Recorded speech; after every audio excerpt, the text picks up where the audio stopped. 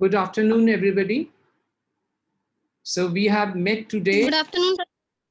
Yeah, very good afternoon. We have met today for a very special kind of a session. As I already said, that today we are going to have students peer teaching, and I'm glad that two of you are ready to try teach your classmates on a topic of your choice. And without wasting any time, because this is going to be recorded, I want the speaker's video to be on at the time of presentation. And don't feel diffident. Just think that, well, you are trying for the first time something special. Try to express what you know in simple English. And I would request, in fact, other students also to keep their videos on if possible. And then we will give some break for you to ask questions to the presenter. Okay. So we will, and keep yourself muted. Keep yourself muted. Only the speaker will speak. Cooperate so that there is no disturbance. And without wasting any time, I would straightway begin with uh, first Nikhat. Nikhat will talk about the first part of the essay, Commonwealth Literature by Salman Rushdie. So, Nikhat, I now, yeah, yeah, start now, Nikhat.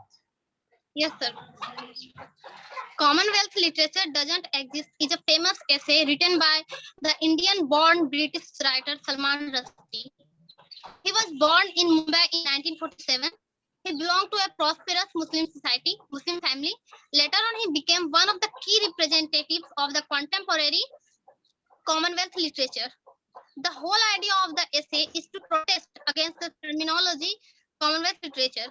The present essay, Commonwealth literature, does not exist actually has been taken from his collection of essays, Imaginary Homelands. The term Commonwealth literature etymologically comes from the word wealth, which came from Old English will, that meant wealth, welfare, well-being. The Commonwealth of Nations is a political association of 54 member states, nearly all former territories of the British Empire. Commonwealth literature is used to refer to the literature of the former countries and dependencies of Britain, excluding the literature of England. The word Commonwealth literature has two ways of interpretation. Firstly, it reminds us back to the time when we were the colonies of the British Empire. And secondly, it also tells us that British people are superior in writing English than other countries. In the starting portion of essay, Salman Rushdie told us about a seminar where he has offered to speak his word of reassurance. He has offered reassurance. English people said that the English studies and Commonwealth literature not to be put together, that are strictly to be kept not to be kept apart. They are two different things. When Rushdie talked about it to a literature don, he told him a new concept that the British writers are at the center of the English literature and all others are on the periphery because they are not native English people. He suggested him to enjoy the advantage in occupying a position on the periphery. In a British magazine, Salman Rushdie, Siva Naipul, and Buchi Imbecheta has discussed on the same issue, and they criticized the term Commonwealth literature. In a conference, Rushdie met writers from all over the world. Many of the delegates admitted that the term Commonwealth literature was bad. South Africa and Pakistan are not the members of the Commonwealth, but their writings are considered as a part of Commonwealth literature. They badly made an umbrella named Commonwealth literature and put all the countries in it, except England. At the Commonwealth Literature Conference, Rushdie talked to the many writers of the world and came to know that all are different from one another. So why the term Commonwealth literature has tagged on us? By using this term, Commonwealth literature, the academics and critics tried to show us inferior and made a veto. Actually, Salman Rushdie said to them that don't give us a tag named Commonwealth literature. We are a part of English literature and no language belongs to any country. We are not inferior. We can compete English writers, native English writers. That's all. Yeah, that's a nice short kind of deliberation by Nikhat. Now, students, you would like to ask Nikhat any question on what she said just now? Any comment, any question, anything that you want to ask her to illustrate?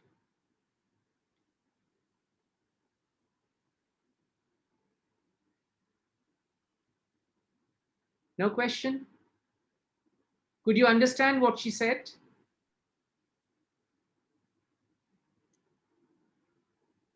Okay, Nikhat, I would say that it was a very nice attempt on your part. You covered synoptically what Salman Rushdie was trying to do in his essay. But I have some few suggestions for you. First of all, I would say, Nikhat, that when you have prepared, it's very clear that you have prepared for this peer teaching, and you have also covered synoptically the main points of the essay. That's very good.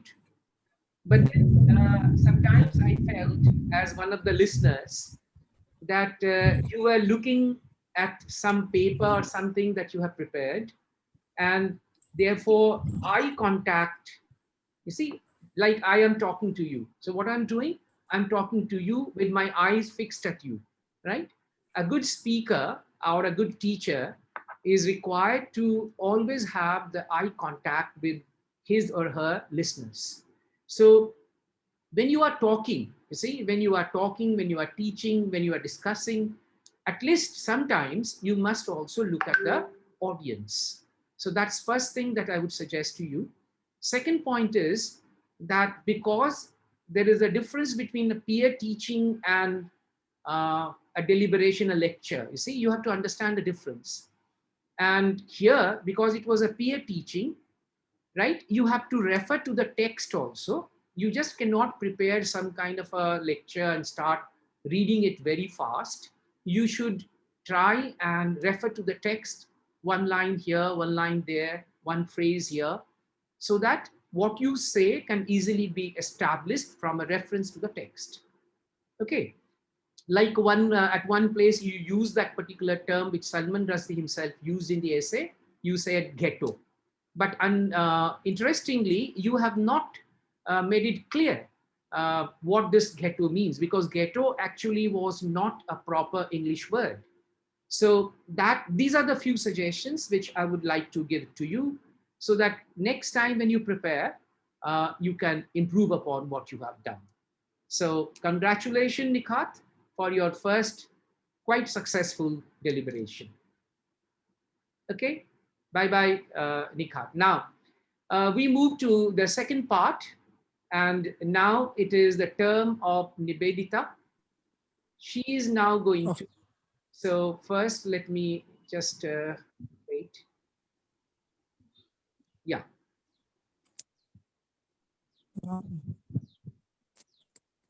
Good afternoon, everyone.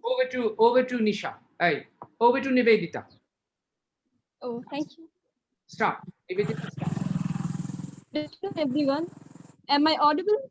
Yeah, it's very clearly audible. Am I audible? Clearly audible, Nivedita. Yeah, thank you. Yeah. Before me, Nikhat discussed about what is Commonwealth and what is the term of Commonwealth, and also about the writer Salman Rushdie.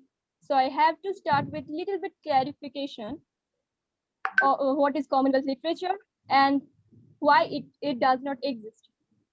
So we have to see that what is the meaning of Commonwealth literature. So the term Commonwealth literature is used to cover the literary works from territories that were once part of the British Empire, but the usually excludes books from the United Kingdom unless these are produced by resident writers who originate from the former colony.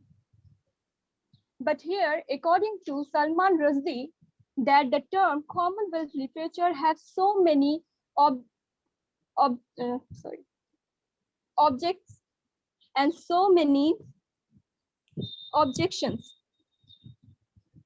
First of all, the term Commonwealth writer, it's a very meaningless thing, and it does not make any sense because Britain is the part of Commonwealth, but the writers of Britain is not considered as Commonwealth writers. Again, Pakistani and South African are not the part of Commonwealth, but the writers of Pakistan and South Africa, they are called Commonwealth writers. So it is a meaningless thing, and it is a chance of creating hate. First of all, literature always opens the boundaries and cross all borders, like India. Nowadays, India as familiar as English language. In India, English is a official language. Moreover, from north to south, all over India, everybody prefers to communicate in English. It is as familiar as for them. So, according to Salman Rushdie, it is the term Commonwealth literature exactly opposite meaning of the thing. So,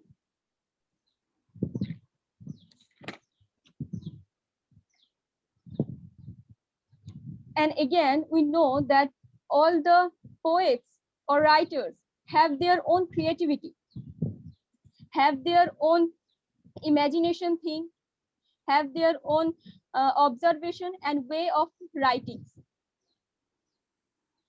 And that's why to keep all the writers in one category is really a meaningless thing. And that's why Salman Rushdie again a word used, that chimera or chimera. Chimera means an unreal, monstrous animal or anything which is in imagination world. And he compares it with Commonwealth literature because both are useless, both are unruly, and both are unreal. That's why in the last, Salman Rushdie transformed the statement Commonwealth literature does not exist into Commonwealth literature should not exist. And it is as appropriate as with this line. Yeah, thank you.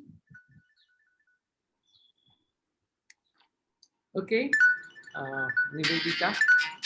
So you have just concluded a very short attempt on Salman Rushdie's essay, Commonwealth Literature Doesn't Exist.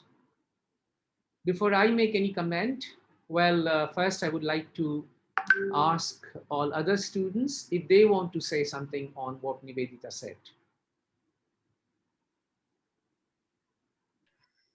Hello, sir. Yeah. Who is there? Who is speaking? Sir, I am Ankon Dondo. Ankun, carry on. Sir, I want to know what is the time era Nivedita mentioned in his peer teaching. The what time era? So, if she mentioned it again or you, it will be better. It's a chimera. What? It's a chimera. Yes, say again about it. Some words. Let me intervene a bit. It is an unreal.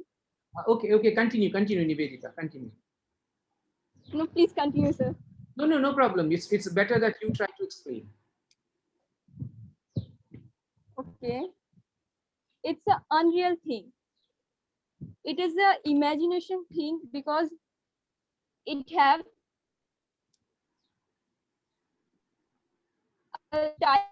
animals like the body of a goat, and um and it have a tail of, I really don't. Okay, let Sir, me please you tell. let me intervene a bit. Ankun actually very clearly mentioned in the essay itself. First of all, you all need to know it is pronounced clearly as k, not ch. It is chimera. Chimera is pronounced as chimera. Okay, and sometimes also chimera, right? Chimera or chimera, both, whatever way you look at it. And according to Greek mythology, actually it was a monstrous fire-breathing hybrid creature with different parts of it comprising different animals, certain parts, you see. So it's a myth, it's a kind of a myth, it's a kind of a mythological creature. That is what the word is all about. Ankon, could you understand? Yes, sir. Yeah. I cannot hear that word properly. That's why I pronounced it. Okay, no problem. Any student, anything else that you want to ask Nivedita? Now, regarding Nivedita's presentation, I would first say that, well, it's a brave attempt because actually when you are talking before your teacher, right, you rather feel very shy and shaky. You feel as if, well, any moment you make a mistake and somebody is watching you. So it becomes pretty difficult. So I must congratulate Nivedita that she has the courage. She decides that she should present a kind of, she should try and make a peer teaching attempt.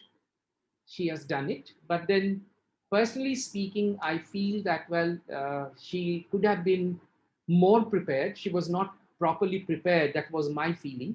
I don't know whether she would agree or not. And some language errors were there. Yes, sir, I agree. You need to understand that when you, as a teacher, when you are teaching, when you are talking to your students or your peers, your classmates and others, right, you have to speak correct English. So a number of places where you made some silly errors, I'm just pointing out to them, not really to deflate your confidence, but just to tell you that whenever you prepare, right, you need to remember in mind that as a teacher, I'm not supposed to make any speak any wrong English. Like at one place you said British writers is, British writers plural, and you are using is with them. And at another place, you made a factually wrong statement. You said that trying to justify why Salman Rushdie says that Commonwealth literature, the phrase is meaningless. You said that in India, from north to south, everybody prefers to communicate in English. Is it so? Do you think that in Bengal, people prefer to speak in English? Do you think that in UP people want to speak in English? No. So that's not fact. That's not a fact. In India, everywhere people wants to speak. Everywhere people want to speak in their own mother tongue, not in English. It's not that they prefer. It's a different matter that university students, right? In advanced cities, metro cities like Mumbai or Delhi or Kolkata might be. They want to speak in English because they have, in fact, studied in English medium right from their childhood. But if you talk about the general public in India, the trend is that everybody is most comfortable speaking in his or her own mother language, mother tongue. But English, the value of English is that it becomes a kind of a link language. That is what Salman Rushdie is arguing in his essay, that, well, English is no more the monopoly of the British. True, we might have learned English from the British, but gradually, as the time passed on, we have mastered the language, we have made the language our own. So now in India, if we speak in Bengali, in Odia, in Hindi, in Marathi, in so many different languages, similarly, we also speak in English. So English is no one's monopoly. That you have to understand. The importance of English is that it tries to link the North and the South. Because what happens, because of the language politics of the central government, Hindi was forced upon the South. And as a result, many people in South India, even if they understand Hindi, they do not like to speak in Hindi. Rather, they would prefer to speak in English so that anybody coming from North India or East India, they can communicate with them. So English, therefore, plays a very important role to link us with the South. So, in fact, Hindi is not yet the national language, right? India doesn't have any national language, in fact. So Hindi might be spoken by a majority of the people here, but Hindi is not really the language of India. You can't say that. So that was one argument, in fact. So what Nivedita, you have to understand when you prepare, you need to prepare quite properly and understanding what are the main points that Salman Rushdie is trying to make in his essay. And you need to say that, well, there are different languages, different traditions, different cultural ethos, and you really cannot bring everybody under one umbrella, right? And Salman Rushdie went on, if you remember in the essay, telling us about the difference, about the extreme difference, in fact, what Anita Desai does, or what a Nigerian does, what an Australian or anybody else. See, they have their own tradition, they have their own ethos, they have their culture. So when they write, when they compose their literature, these things are reflected there. So you really cannot have one particular yardstick and say, well, if you do this, you all can be bracketed together under one banner, under one umbrella. And Salman Rushdie, therefore, went on giving one after another argument why he thinks that Commonwealth literature does not exist. He begins and then concludes, as rightly pointed out by Nivedita, that he finally says, well, it may have existed because it was, somehow, publicized, advertised, and continued. We continued using this term, the academicians, the critiques and all. So he said, well, ideally speaking, Commonwealth literature should not exist. That means the term should not exist. Literature in English, whether you are a British, whether you are an American, whether you are a Canadian, whether you are an African, whether you are a Japanese, Chinese, Indian, right? Literature, if at all it is qualitatively good, it should be considered together, and they are all to be bracketed under English literature, not with any country stamp over there, not trying to belittle anybody, not trying to create a kind of a class distinction between I know and you don't know, or I just allow you to come and sit with me. You understand? So this is what we have read, in fact, in the essay. Now, any other question before we conclude today's session? And it's a very good attempt, I would say. How would you like? I mean, first I would ask Nikhat and Nivedita, what were your experiences about this whole exercise? Did you like it? Yes, sir. Do you think that, well, it gives you confidence? Yes, Yes, obviously. don't you think that next time you speak, you will speak better? Yeah, Yes, sir. I think. Yes. I try. Yes, absolutely right. It will give you more confidence because you have already known what it is to talk and what it is to prepare and deliver in that way. And in fact, I would request other students to come forward.